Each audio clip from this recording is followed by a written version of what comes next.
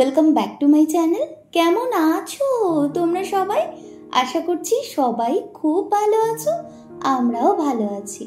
ঘড়ির কাঁটায় এখন সময় সকাল 7:45। তবে চলো আজকের এই ব্লগটা এখান থেকেই শুরু করা যাক। আশা করছি আজকের ব্লগটা দেখতে তোমাদের ভীষণ ভালো লাগবে।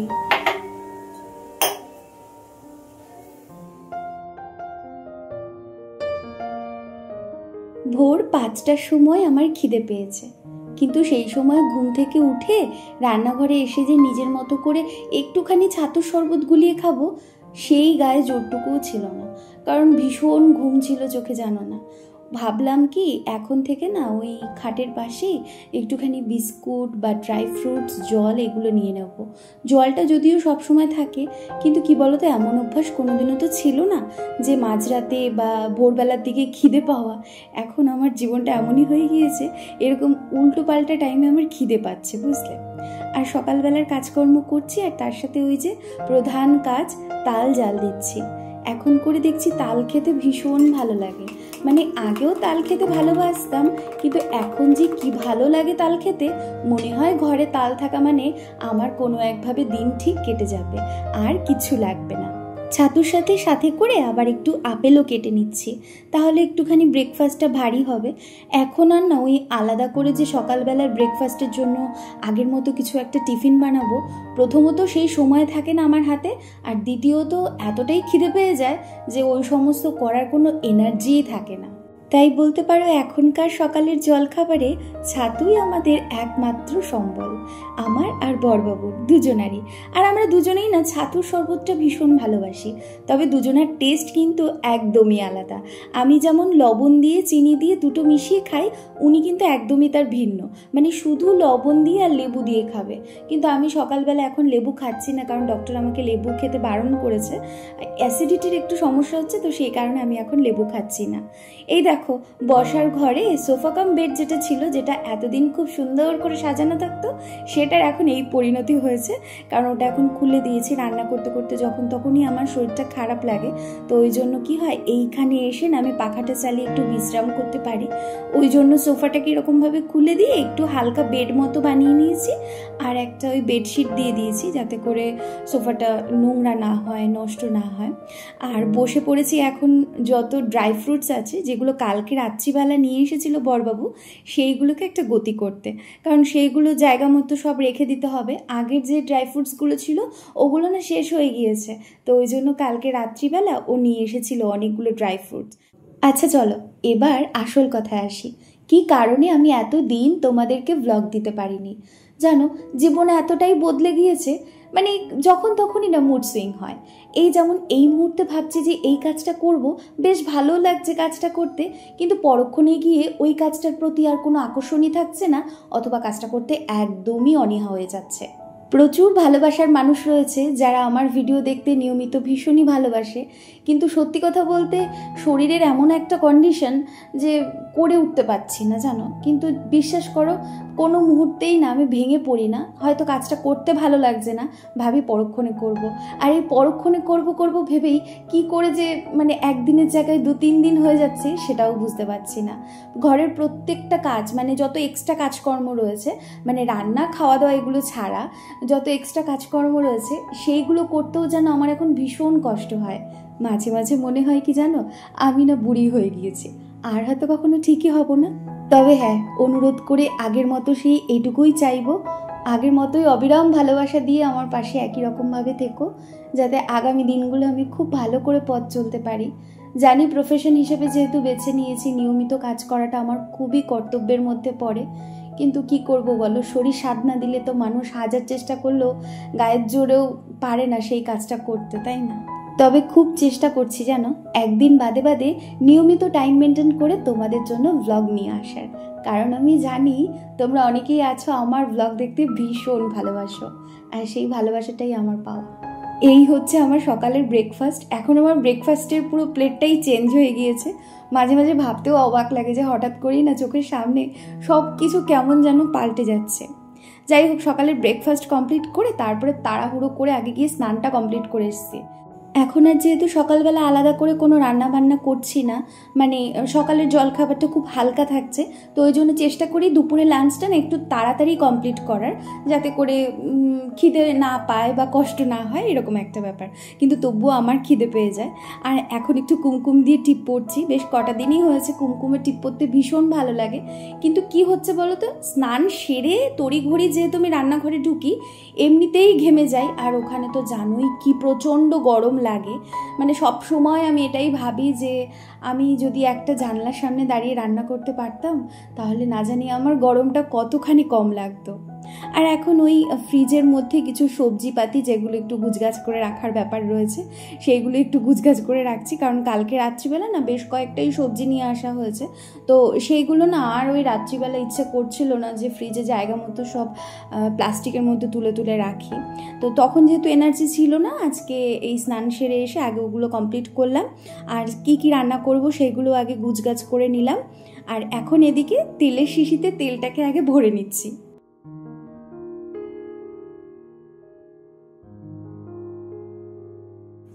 পরপর 3-4টে দিন বিভিন্ন রকমের মাছ রান্না করা হয়েছে, কিন্তু কোনো মাছই আমার মুখে স্বাদ আনতে পারছে না, মানে আমার কাছে ভালো লাগছে না। আগে যেমন মাছ খেতে আমি ভীষণ ভালোবাসতাম, এখন কেন জানি না এই আঁশ জাতীয় জিনিসগুলো আমার কাছে ভালো লাগছে না। তো আজকেও নিরামিষ রান্না করছি, কালকে ভেবেছিলাম নিরামিষ রান্না করব, কিন্তু নিরামিষ রান্না করা হয়নি। রাত্রিবেলা না ডাল সিদ্ধ দিয়ে আমি রুটি দিয়ে খেয়েছিলাম জানো, মানে মাছ ভালো লাগছে না বলে। তো আজকে রান্না করছি চাল কুমড়োর ঘন্ট, যে ঘন্টটা অনেক দিন হয়েছে আমি খাই না। আর এই রান্নাটা না আমি আমার শাশুড়ি মায়ের থেকে শিখেছি, মানে ও বাড়িতে যাওয়ার পর মাকে দেখেছিলাম এই রান্নাটা করতে। আর আমার কাছে না বেশ মনে হয় কি যে গরম ভাত, এক থালা ভাত একদম এই ঘন্ট দিয়েই খাওয়া হয়ে যায়। তবে জানো ডাল বড়ি থাকলে না ভীষণ ভালো হতো। ডাল বড়িটা যে কি মিস করি আমি, কিন্তু এখানে এই কলকাতার ডাল বড়ি একদমই ভালো না। আমাদের বনগাঁর ডাল বড়িগুলো খেতে এত অপূর্ব স্বাদ, মানে মুখে লেগে থাকে। যখনই মনে পড়ে না, তখনই মন চায় এক ছুট দিয়ে নিয়ে চলে আসি জানো। আর এই যে তার সাথে একটু চাল কুমড়ি ভাজা করব। মানে স্কুল লাইফে ওই স্কুলে যাওয়ার আগে ঘি দিয়ে যখন আলু সিদ্ধ গরম ভাত খেতাম, তখন যখন ঠাম্মা এরকম নানান রকম ভাজাভুজি বেসন দিয়ে ভেজে দিত, সেই ভাজাভুজিগুলো আমার এখন ভীষণ মনে পড়ে। তো আজকে ইচ্ছে করলো যে একটু চাল কুমড়ি ভাজা করে খাই। কিভাবে করছি সেটা তোমাদের সাথে অবশ্যই শেয়ার করছি। বেসনের সাথে একটুখানি পরিমাণ মতো দিয়েছি সুজি, যাতে এই ভাজাটা না একটু ক্রিস্পি হয়। তারপরে ওই একটু লবণ, হলুদ, কালো জিরে, একটু লঙ্কার গুঁড়ো, একটু জিরে গুঁড়ো, ব্যাস হয়ে গিয়েছে। এবার এই সমস্ত উপকরণ ভালো করে মিশিয়ে তারপরে জল দিয়ে ব্যাটারটাকে গুলিয়ে এক সাইড করে রেখে দেবো, যাতে করে জিনিসটা যখন ভাজবো তখন ভালো ফোলে।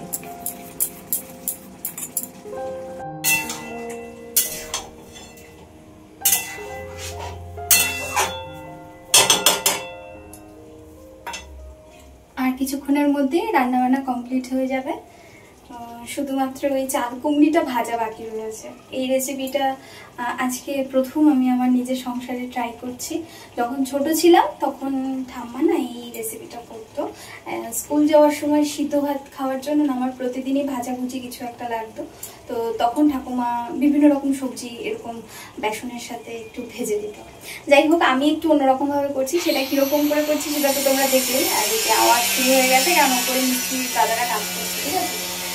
এদিকে ভাত হচ্ছে, আর কিছুক্ষণের মধ্যেই চাল কুমড়োর ঘন্টটাও হয়ে যাবে। এখন আমি গ্লুকন-ডি খাবো, কারণ প্রচুর পরিমাণে ঘাম হচ্ছে আর শরীর আর এনার্জি যেন কিছু নেই আমাকে, এরকম হচ্ছে। আর আজকে কিন্তু মারাত্মক গরম পড়েছে, বলো? ভীষণ গরম পড়েছে, ভীষণ। এত গরম পড়েছে, মানে স্নান করে এসেছি রান্না করতে, আর তাহলে বুঝতেই পারছো আমার অবস্থা কি হয়েছে। মানে এখন মনে হচ্ছে কি যে স্নান করে না আসলে ভালো হতো। কি করবো বলো, রান্না করে উঠতে না উঠতেই না আমার শরীরটা পুরো একদম ক্লান্ত হয়ে যায়। তখন আর ইচ্ছে করে না যে আমি আলাদা করে কিছু একটা করি, মানে চান ফান যে করবো সেইটা আর আমার শরীরে আর এনার্জি থাকে না। ওই জন্য চানটা আগে করেই নেই, তারপরে রান্না করে দরকার করে একটুখানি রেস্ট নিতে পারবো। আর এই ফ্লেভারের ইয়েটা না, মানে এই গ্লুকন-ডিটা না আমার বেশি ভালো লাগে, এই অরেঞ্জ ফ্লেভারটা।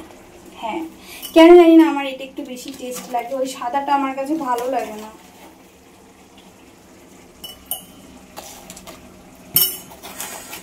গ্লুকন-ডিটা এখন আমার ভীষণ দরকারি একটা খাবার, বুঝলে।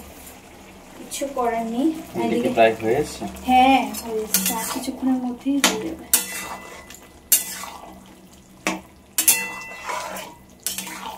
হয়ে এসেছে, নামিয়ে ফেলবো। এটা এখানে রয়েছে বেসনটা গুলে নিয়েছে।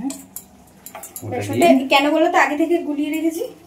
এই চাল কুমড়োগুলো ফ্রাই করা হবে। যেমন করে আসছে এখানে বেগুনির মতো করে বলো।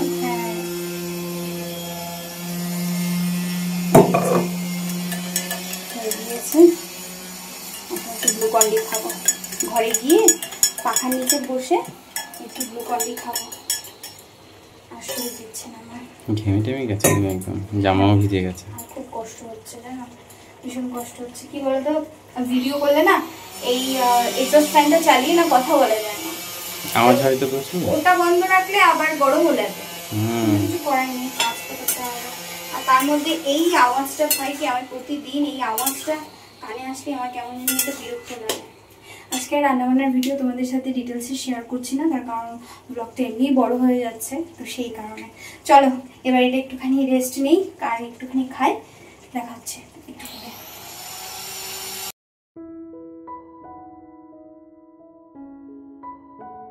আর যেন দাঁড়িয়ে থাকতে পারছি না গো, কেমন যেন গায়ের মধ্যে কাঁপছে। গ্লুকন্ডিটা খেলাম বলে মনে হয় তাও একটু রেহাই পেয়েছি, না হলে যে কি হতো কে জানে, হয়তো ধপ করে পড়ে যেতাম। জানো এইসব ভাজাভুজিগুলো করলে না আমার বরের আর কিচ্ছু লাগে না, মানে ও এক থালা ভাত এই ভাজাভুজি দিয়েই খেয়ে নিতে পারে। মাঝে মাঝে ভীষণ বিরক্ত লাগে, এক একটা দিন মনে হয় কেন যে এটা করতে গেলাম, এই যে এর সাথে আমি কষ্ট করে আরও দুপদ রান্না করলাম, সেটার দিকে তার কোনো চোখই যাচ্ছে না, সে তো এই ভাজাভুজি নিয়েই পড়ে রয়েছে। কিন্তু পরক্ষণে ভাবি থাক, মানুষটা তৃপ্তি করে যা খাচ্ছে তাতেই আমার শান্তি। ও একটা কথা তো বলাই হলো না, এখন থেকে কিন্তু আগের মতোই আবার ব্লগ আসবে, কেমন? কেউ মন খারাপ করবে না, খুব তাড়াতাড়ি আমি আবারও একটা খুব সুন্দর ব্লগ নিয়ে তোমাদের সাথে দেখা করতে চলে আসব। আর এই যে বসে পড়েছি দুপুরবেলার খাওয়া দাওয়া নিয়ে, কারণ ভীষণ খিদে পেয়ে গিয়েছে, তোমাদেরকে বলেই দিলাম। আর মুগের ডাল দিয়ে এই চাল কুমড়োর ঘন্ট খেতে কিন্তু ভীষণ ভালো লাগে।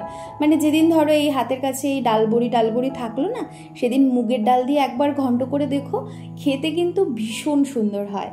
আর জানো এই চাল কুমড়িটা খেতে নাকি ভীষণ সুন্দর হয়েছে। বড়বাবু স্নান সেরে পুজো দিয়ে উঠেই আগে এক কামড় খেয়ে বলছে, কি দারুণ হয়েছে গো, আজকে না ওকে প্রথম রান্না করে খাওয়ালাম এই চাল কুমড়িটা। আমিও অনেকদিন পর এই স্বাদের ভাগ নিলাম। তবে হ্যাঁ, আজ ঠাম্মার কথা বহুবার মনে পড়ছে। দুপুরের খাওয়া দাওয়া সেরে ঘন্টাখানেক মতো একটু এপাশ ওপাশ হচ্ছিলাম, ফোন ঘাঁটছিলাম। তারপরে এখন বসে পড়েছি একটু দই খেতে। দই আমার আগাগোড়াই খেতে ভীষণ ভালো লাগে, তবে এখন এর সাথে একটু ফ্রুটস নিতে হবে, কারণ সেই টাইমটা হয়ে গিয়েছে। তো ওই জন্য একটু বেদানা নিয়েছি, আর দইটার মধ্যে একটু লবণ আর একটু গোলমরিচ দিয়েছি। চলো এখন তবে আসি, দেখা হচ্ছে পরবর্তী ব্লগে।